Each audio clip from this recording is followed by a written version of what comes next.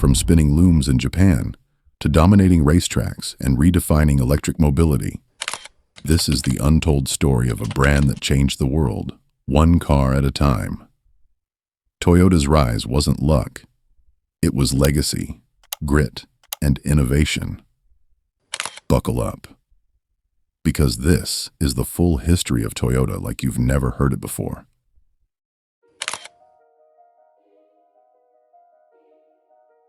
Before Toyota became a global car giant, it started with a simple machine, one that didn't move on wheels but spun thread. In the early 1900s, Japan was just starting to industrialize, and a brilliant inventor named Sakichi Toyoda was obsessed with solving a problem: how to make weaving faster and more efficient. His answer? The automatic loom, a groundbreaking invention that would change Japan's textile industry forever. But Sakichi wasn't done dreaming. He believed Japan could rise to match the West in all areas of manufacturing. And before his death, he made a bold suggestion to his son, Kichiro Toyoda: explore the future of automobiles, a strange new machine quickly spreading across America and Europe. At the time, building cars in Japan sounded insane. There were barely any roads, no local car brands, and foreign models were considered untouchable. But Kichiro was fearless.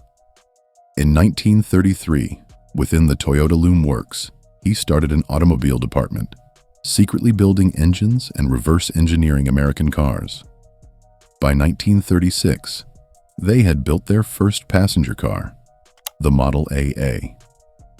It looked like a Ford, felt like a Chevy, but was proudly Japanese-built. A year later, in 1937, Kichiro founded the Toyota Motor Company. Yes, Toyota, not Toyota. Why? Because it took 8 strokes to write Toyota in Japanese, and 8 was considered a lucky number. What began with looms had now shifted to engines, gears, and gasoline. But this wasn't just about building cars. It was about proving that Japan could dream big, too. And little did anyone know, this humble beginning would ignite a movement that would soon drive across the entire world. Ready to see how Toyota turned a war-torn factory into the world's top-selling car brand? Let's keep rolling. Chapter 2. After launching the Model AA, Toyota was officially in the game. But the road ahead wasn't smooth. Japan's auto industry was still in diapers, and Toyota had to build almost everything from scratch. Tools, parts, even factories. They weren't just making cars, they were building an entire ecosystem. Toyota's early vehicles were inspired by American designs, but Kichiro Toyoda wanted to create machines that could survive Japan's rough terrain and narrow roads. His team worked tirelessly, tweaking designs and testing engines with almost no money and very little public support. In 1938, Toyota opened its first real car plant in Kuromo, now known as Toyota City, a name that tells you how much this company would eventually shape the region. Then came the war. During World War II, Toyota was forced to build trucks for the military. Passenger car production stopped. Bombings and supply shortages brought everything to a near standstill. But the spark wasn't gone. It was just waiting. When the war ended, Japan was in ruins, but Toyota had survived. Barely. As the nation rebuilt, so did Toyota. It was no longer just about making a car. It was about rebuilding pride, jobs, and hope. The company's heartbeat, once faint, was starting to roar again. And soon, that roar would be heard far beyond Japan's shores.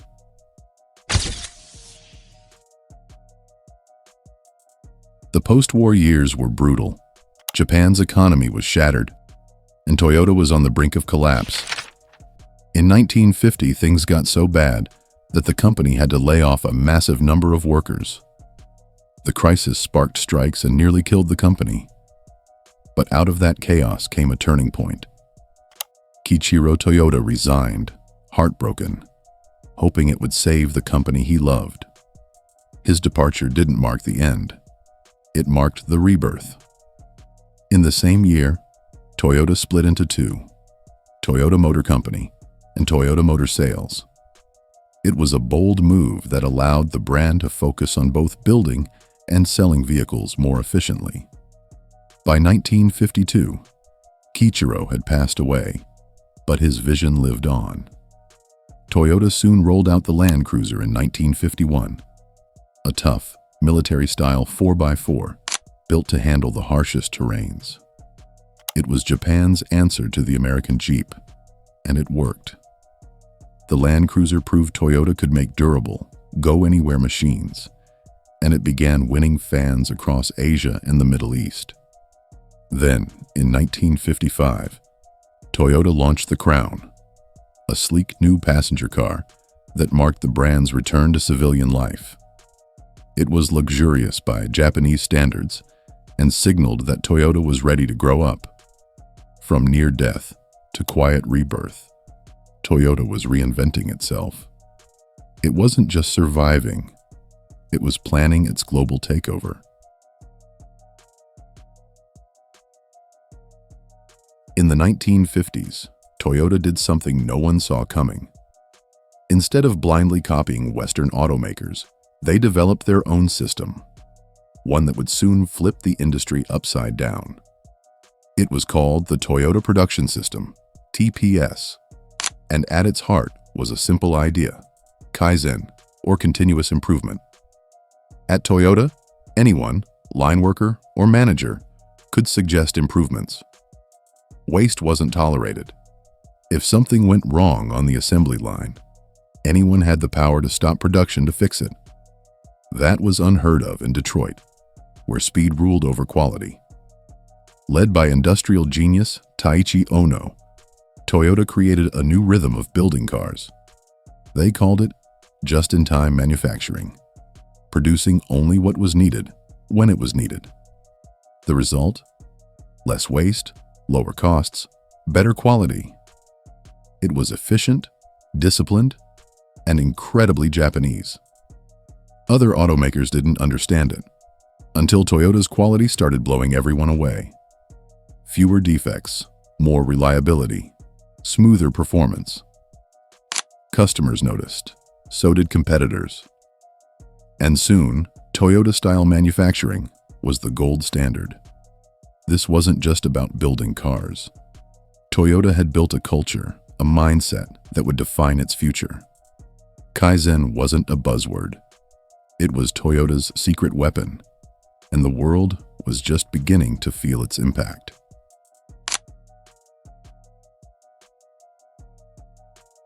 In 1966, Toyota introduced a car that would quietly change the world: the Toyota Corolla. It was small, efficient, affordable, and reliable. Everything post-war families needed. And it was the perfect car for a rapidly modernizing world. In Japan, the Corolla helped average citizens own a car for the first time. In the US and Europe, it was a budget-friendly alternative to gas-hungry local models. Toyota didn't just sell the Corolla. They studied what people wanted, then gave it to them, over and over again. The Corolla was continuously improved, always staying one step ahead. Each generation became a little more stylish, a little more powerful, and a lot more reliable. By focusing on everyday drivers, not just enthusiasts, Toyota captured the heart of the global middle class. And the numbers don't lie. The Corolla has sold over 50 million units worldwide, making it the best-selling car in history. More than a car, it became a symbol of trust, practicality, and global reach. The Corolla didn't roar like a sports car or flex like a luxury ride, but it rolled into garages all over the world and quietly made history.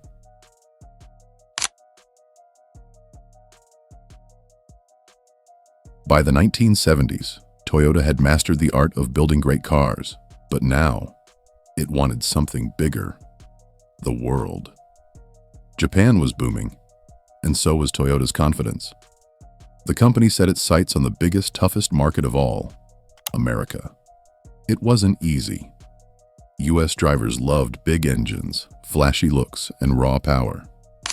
Toyota's compact cars seemed underwhelming at first. But when the 1973 oil crisis hit, everything changed. Gas prices soared. Americans needed fuel-efficient cars, and Toyota had just the right answer. The Corolla, Camry, and Celica became household names. They sipped gas and ran forever. Slowly, Americans began to trust Toyota, not just as a foreign brand, but as a reliable one. And that trust turned into loyalty. To strengthen its roots, Toyota opened its first U.S. manufacturing plant in 1984 in California, in partnership with General Motors. Soon after, Toyota opened plants in Kentucky, Indiana, Texas, and more. It wasn't just exporting cars anymore. It was building them in America. Europe followed, then the Middle East, then Africa. Toyota adapted to each market, offering cars that fit local needs. Whether dusty roads, mountain trails, or city streets, Toyota had something to offer. By the late 80s, Toyota was no longer a Japanese brand trying to make it abroad. It had become a global powerhouse, respected everywhere, driven everywhere. The world wasn't just buying Toyotas. It was becoming part of the Toyota story.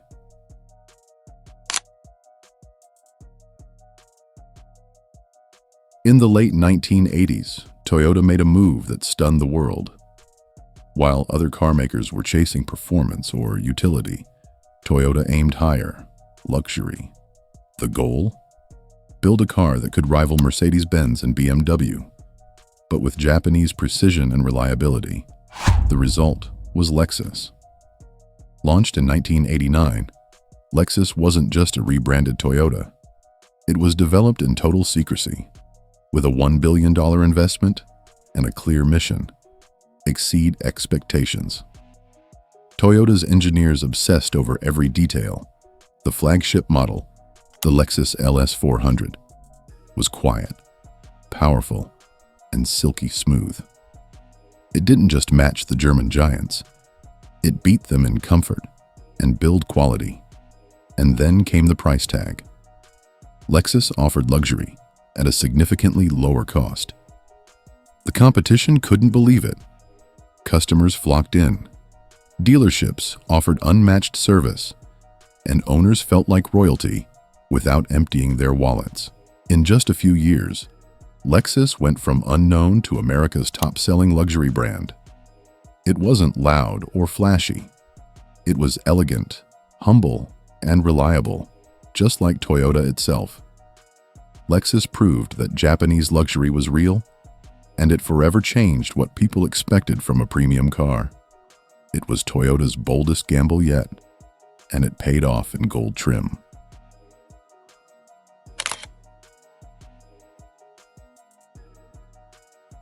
For Toyota, the crack showed in the late 2000s.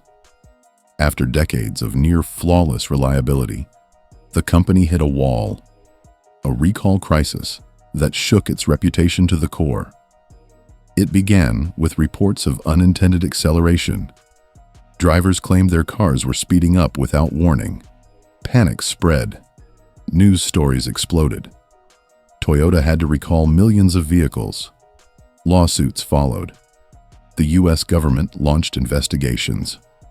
Suddenly, the brand known for safety and trust was under fire. Executives were called to testify before Congress. For a company that prided itself on humility and control, this was a nightmare. Toyota issued apologies, fixed the problems, and overhauled its internal systems. But the damage was done. Sales dipped. Trust wavered. Critics called it the fall of a giant. But Toyota didn't quit. It confronted the issue head-on. It retrained staff, introduced stricter quality checks, and doubled down on safety tech. Slowly, the brand began to recover. This chapter wasn't just about recalls. It was a test of character. And Toyota proved that even giants, when humbled, can rise again, wiser, stronger, and more determined.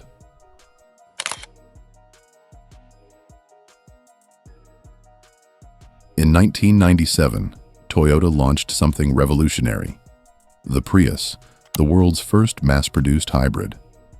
While other automakers focused on speed and luxury, Toyota saw the future in fuel efficiency. The idea of a gas and electric car sounded strange at first, but Toyota believed in it. The Prius wasn't flashy, but it was ahead of its time. Then the 2000s hit. Gas prices soared, climate talk heated up, and suddenly the Prius was cool. Celebrities drove them. Eco-conscious drivers embraced them. It became a badge of responsibility. More than just a trend, the Prius was a turning point. It showed that going green didn't mean giving up reliability or affordability. Toyota didn't just make a new car, it created a movement. The hybrid revolution had started, and Toyota was leading the way. Quietly, confidently, and long before anyone else took it seriously.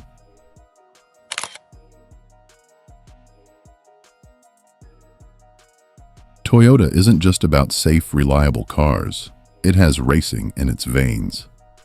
Starting with rallies in Japan, Toyota earned global respect in the World Rally Championship during the 80s and 90s with the Celica GT4, dominating dirt and snow.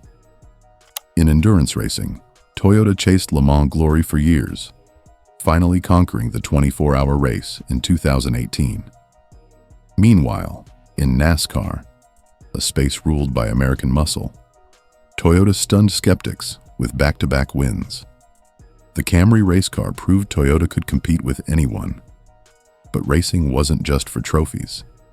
Toyota used it as a lab, testing suspensions, materials, and powertrains that later improved their road cars. Racing wasn't a side hustle. It was a statement. Toyota could be fast, innovative, and fierce. And every race helped build a better everyday car.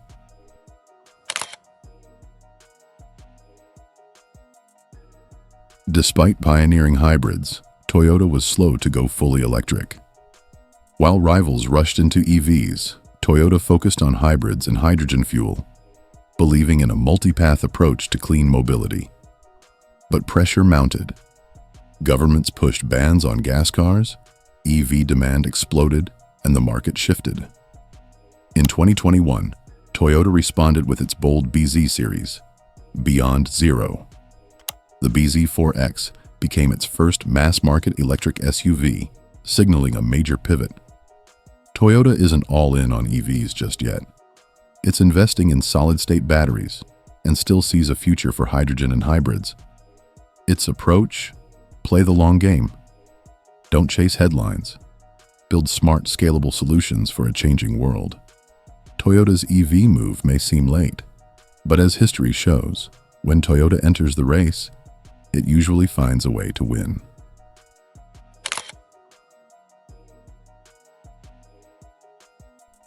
Ask a Toyota driver why they chose the brand, and chances are they'll say one thing: reliability.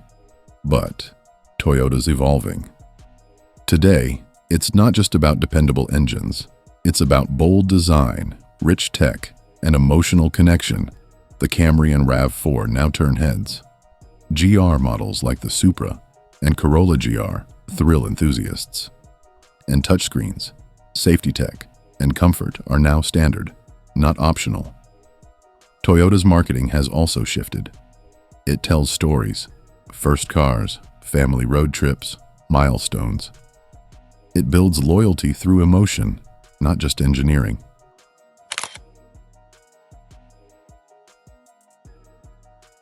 Toyota's future isn't just electric, it's visionary. The company is building Woven City, a smart town powered by hydrogen, where AI, robots, and self-driving cars will shape daily life. It's more than a tech playground. It's Toyota's lab for tomorrow. The brand is investing in solid-state batteries for longer EV range and developing robots, flying cars, and mobility ecosystems. Yet it stays grounded, making cars for every market, rich or poor. Toyota's secret? Patience. It doesn't rush. It plans. It builds with purpose. From looms to global leadership, Toyota isn't just moving with the times, it's defining them. And the road ahead? It's just getting started.